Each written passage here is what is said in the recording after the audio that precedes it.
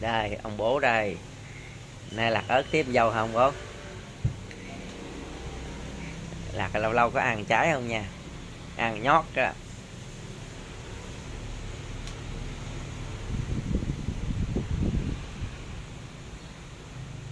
Lạc ớt à?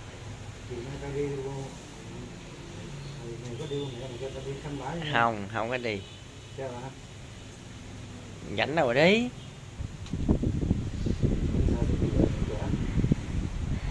Ngồi lạc ớt chừng lú chìa khóa ra ngoài nha. Ngồi lạc ớt cái chừng lú chìa khóa ra ngoài. Hả? Lú chìa khóa ra ngoài là chết luôn á.